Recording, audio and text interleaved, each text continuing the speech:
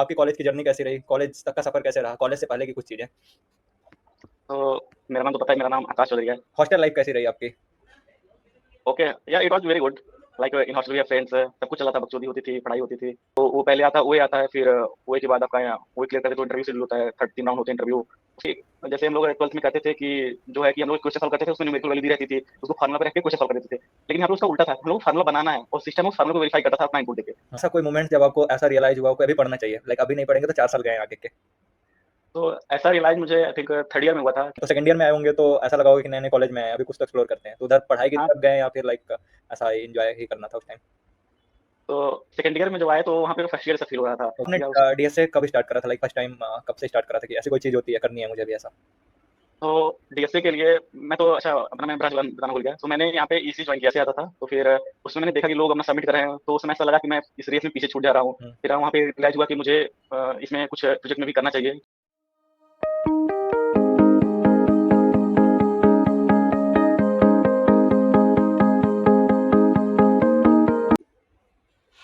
Hello friends, welcome to campus to career vibe, जहां हम आपको मिलवाते हैं उन लोगों से जो कॉलेज से निकलकर अपने ड्रीम कंपनी तक का सफर तय करते हैं। आज के गेस्ट हैं आकाश चौधरी, जिन्होंने रिसेंटली अमेजॉन ज्वाइन किया है। टायर 3 कॉलेज से निकलकर अमेजॉन जाने की जर्नी क्या है, कैसे प्रिपरेशन किया, क्या चैलेंजेस फेस किए, सब कुछ हम आज जानेंगे इस पॉडकास्ट में। Let's welcome Aakash to our channel. Thank you Prateek. तो आकाश, सबसे पहले ऑडियंस को ये बताइए कि आप अपने बारे में कुछ बताइए, लाइक आपकी कॉलेज की जर्नी कैसी रही, कॉलेज तक का सफ़र कैसे रहा, कॉलेज से पहले की कुछ चीज़ें। तो मेरा नाम तो पता है, मेरा नाम आकाश चौधरी है और मैं आई एम फ्रॉम संत कबीर नगर। तो yeah I give exam of MET which is entrance exam of Madan Mohan Malaviya institute of technology. तो yeah after that I joined triple M. Yeah that's all. Hostel life yeah and कैसी रही? One like one more thing. Hostel life कैसी रही आपकी? Okay, yeah it was very good. Like in hostel we have friends, सब कुछ चल रहा था, बकचोदी होती थी, पढ़ाई होती थी। लाइक फर्स्ट ईयर में हाँ, जब लोग ज्वाइन करते हैं तो कुछ बड़ा एक्साइटेड एक्साइटेड होता है कि न्यू जर्नी है, उसको कैसे स्टार्ट करना है। उस टाइम आपको कैसा फील हो रहा था? काफी अच्छा फील हो रहा था। हमने भी ज्वाइन किया तो उसमें कोविड चल रहा था, तो admission he I think November के करीब एडमिशन हुआ था।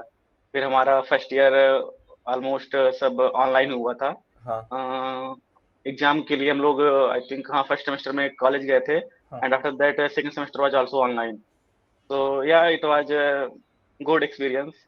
मतलब बट फर्स्ट ईयर का पूरा टाइम घर पर ही चला गया, ऐसा काइंड। हाँ, घर पे चला गया। सो हमने लोगों से इंटरेक्ट करने का मौका फेस टू फेस नहीं मिला था, बस ऐसे ही मिला था जिससे ऑनलाइन हम लोग थे। तो हाँ। फिर हाँ, तो कॉलेज का वो सारे मोमेंट्स आई थिंक मिस हो गए हैं। तो सेकंड ईयर में आए होंगे तो ऐसा लगा होगा कि नए नए कॉलेज में आए हैं, अभी कुछ तो एक्सप्लोर करते हैं। तो उधर पढ़ाई की हाँ, तरफ गए या फिर लाइक ऐसा एंजॉय ही करना था उस टाइम? तो सेकेंड ईयर में जब आए तो वहाँ पे फर्स्ट ईयर जैसा फील हो रहा था ओके। कि हम लोग आए अभी कुछ देखे नहीं है। तो जो चीजें हम लोग को फर्स्ट ईयर में करनी चाहिए थी वो हम लोगों ने सेकेंड ईयर में किया। ठीक। तो हम लोग या ये थोड़ी ये थी दिक्कत, ये एक साल हम लोग का छूट गया था ठीक है, तो क्योंकि ऐसा कोई मोमेंट जब आपको ऐसा रियलाइज हुआ हो कि अभी पढ़ना चाहिए, लाइक अभी नहीं पढ़ेंगे तो 4 साल गए हैं आगे के?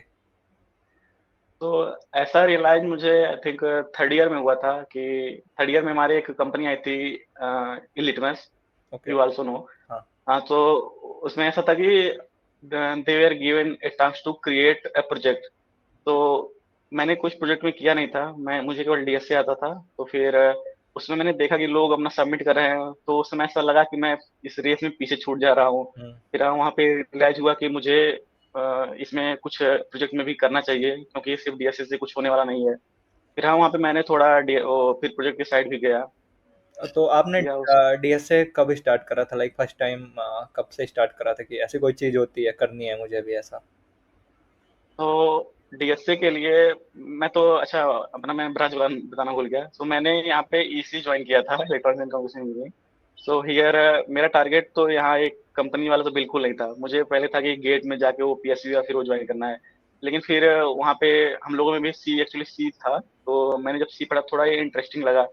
फिर वहाँ पे लोगों ने बोला कि प्लेसमेंट बहुत अच्छा होता है, ये होता है। फिर मैंने सोचा कि एक बार मैं प्लेसमेंट सिक्योर कर लूँगा, फिर बाद में मुझे जो करना है मैं करता रहूंगा।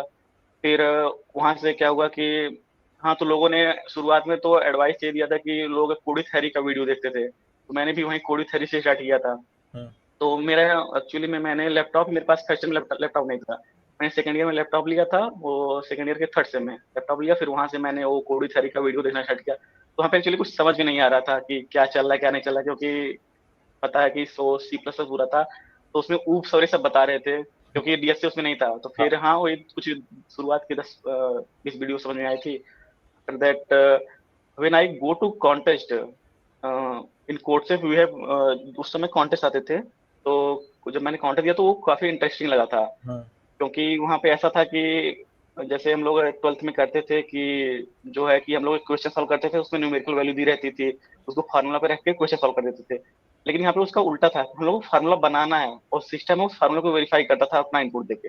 हाँ। तो यहाँ ये काफी इंटरेस्टिंग था। तो फिर मैंने वहाँ पे उसको जो कोडी थ्योरी का ऊप्स ये सब था उसको मैंने छोड़ दिया। फिर यहाँ से मैंने डीएस से स्टार्ट किया। तो I think it was third और फोर्थ सेमेस्टर में के बीच में मैंने इसको डीएसए को थोड़ा कोर्स से स्टार्ट किया था।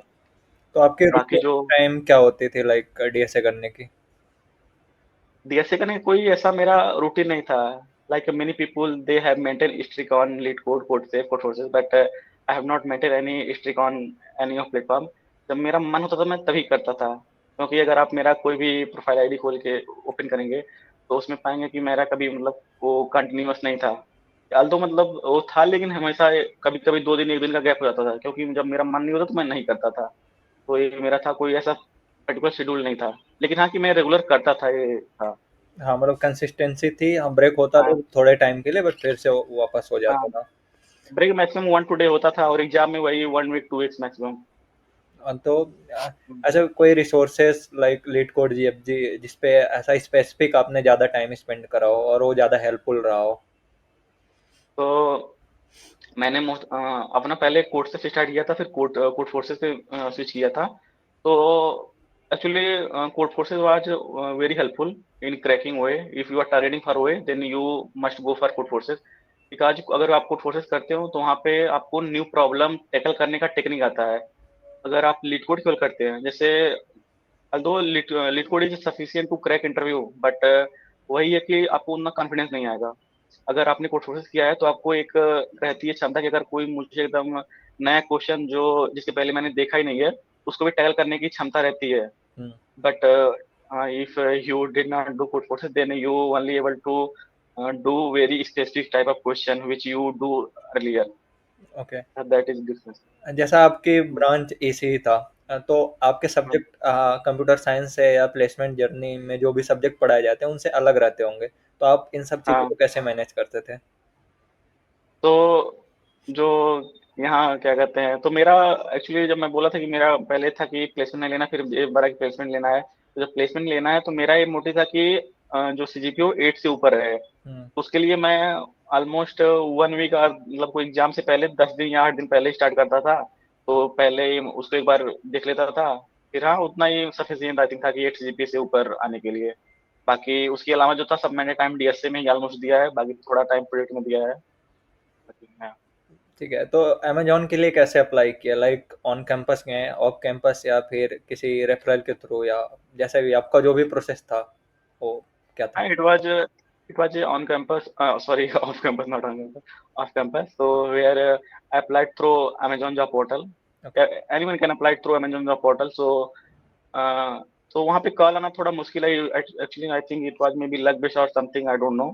तो वो पहले आता है, ओए आता है, फिर ओए के बाद आपका ओए क्लियर करते तो इंटरव्यू शेड्यूल होता है, 3 राउंड होते हैं इंटरव्यू। उसके बाद यही है। कोई ऐसे खास प्रिपरेशन इसके लिए स्पेसिफिक प्रिपरेशन नहीं था मेरा, था कि मतलब किसी भी कंपनी के लिए प्रिपरेशन ऐसे कि मैंने क्योंकि डीएससी किया, तो डीएससी ऑलमोस्ट जो ये सब ऐसे प्रोडक्ट बेस्ड कंपनियां रहती है उसमें मेनली डीएससी पूछते हैं। तो कोई स्पेसिफिक टारगेट ये नहीं था कि अमेजोन ही क्रैक करना है या फिर। तीनों राउंड आप डिस्क्राइब कर सकते हैं लाइक किस तरह से क्वेश्चन पूछे गए थे? तो first 2 rounds were mainly based on technical. हाँ। तो in first round they start with asking a leadership principle. After that they ask 2 questions, and they both were from not both were. They were from Tree and DP. So Okay. yeah, Tree and DP. And in second technical round, they start with two coding question in this. Also after that, first question was from Tree plus DP, and second question was I think this is from also DP. Yeah, DP.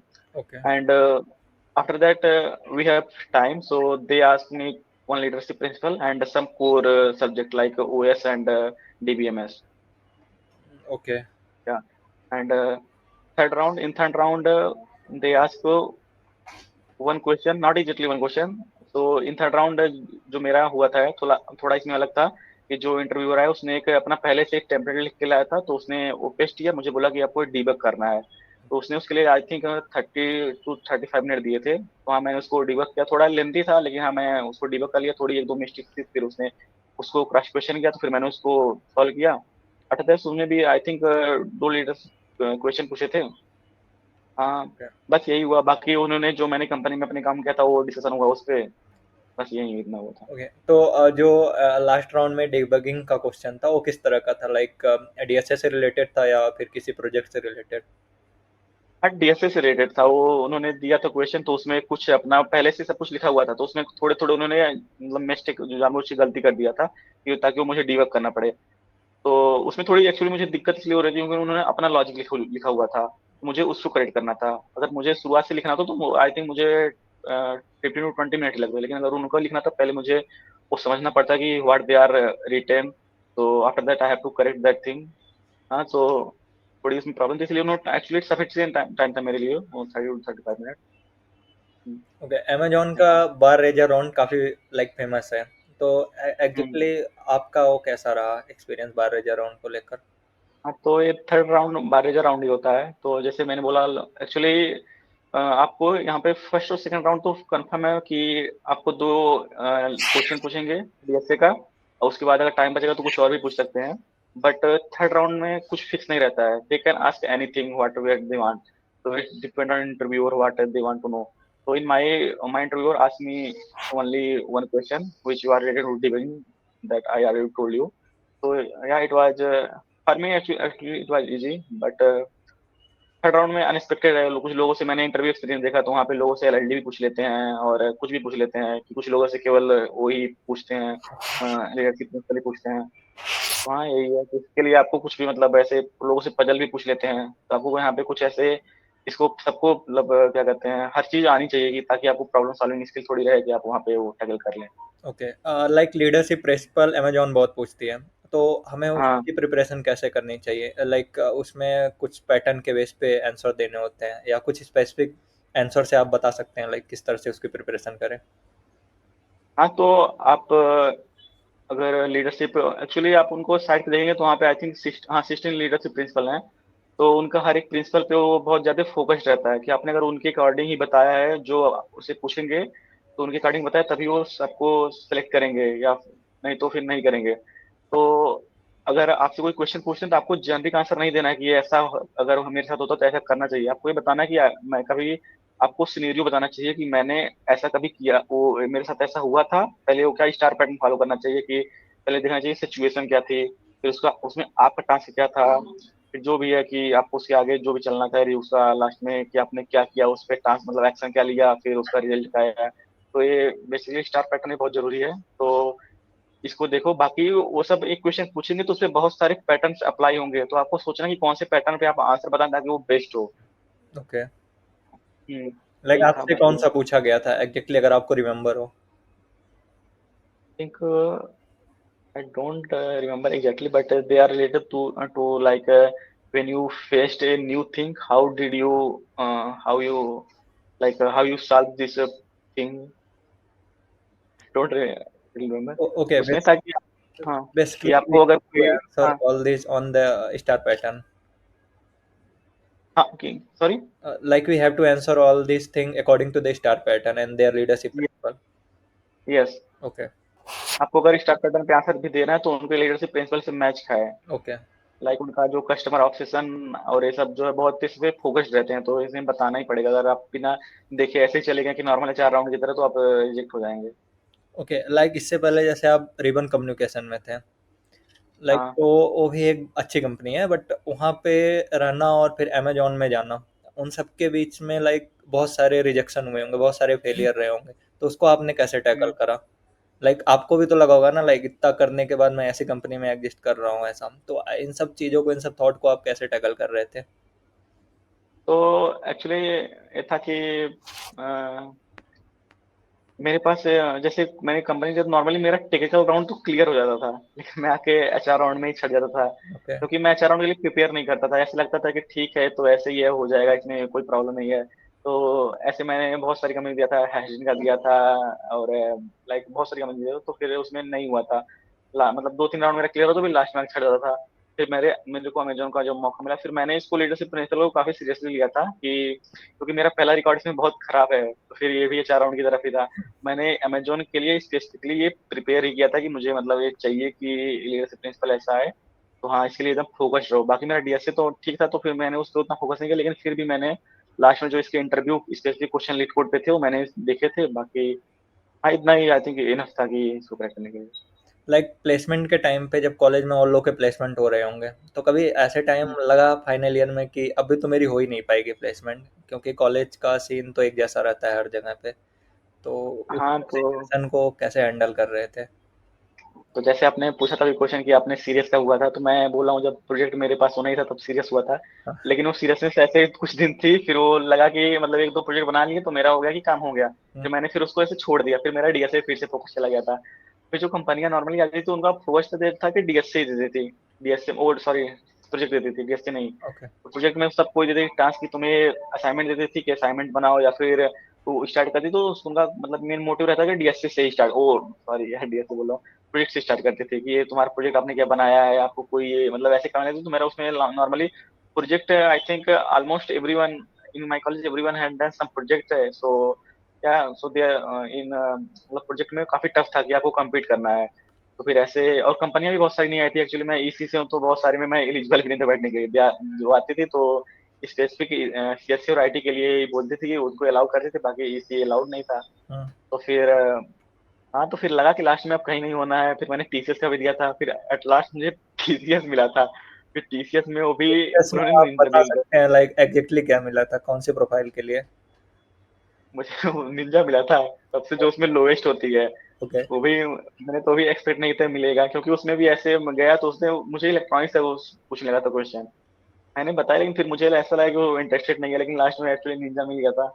फिर उसके 10 दिन बाद ही मुझे ribbon का मिला था। तो ribbon में एक्चुअली बहुत अच्छी कंपनी है यहाँ पे। तो हाँ, इन्होंने टेक्निकल पूरा इसमें एचआर राउंड नहीं था, टेक्निकल था तो हाँ, फिर यहाँ पे मेरा हो गया था, फिर बाकी उसको मैंने छोड़ दिया।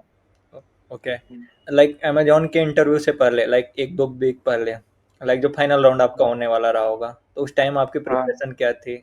लाइक उस टाइम कैसे प्रिपेयर कर रहे थे आप?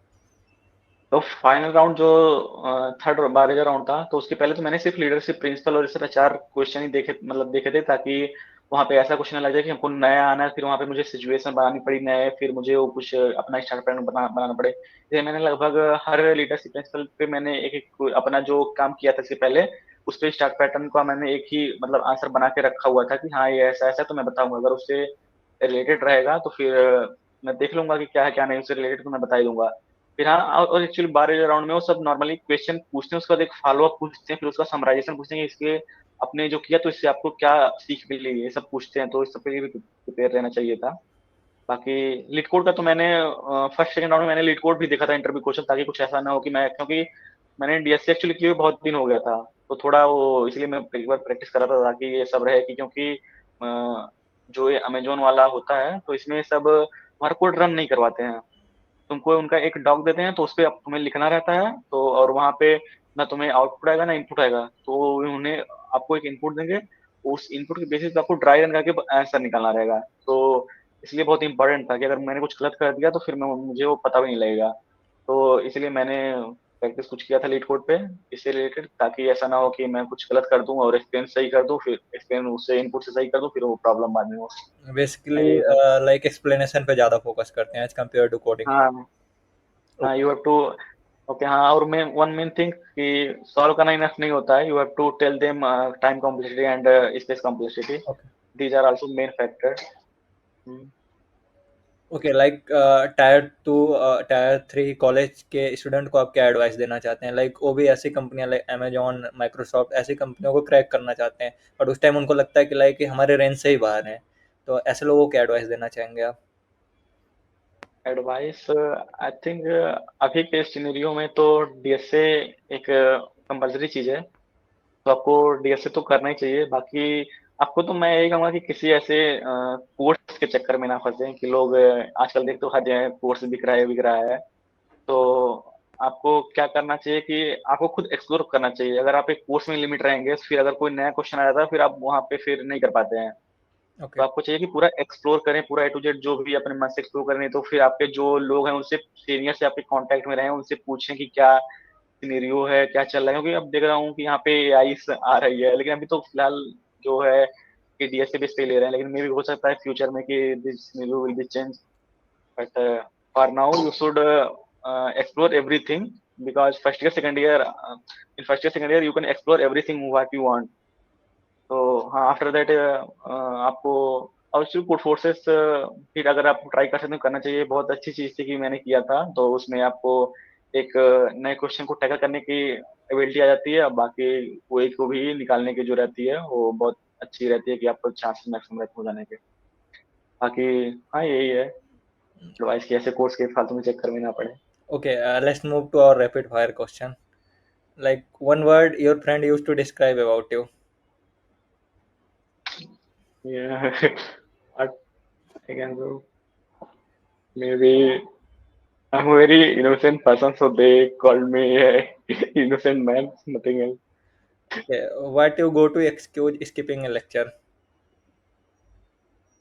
Which lecture? College or college lecture. nothing? So I was just sleeping, so ओके। मैं सोता रहता था कि कॉलेज चला जाए फिर। हाँ, थोड़ा आलसी भी था। What is the one food you can never go to no?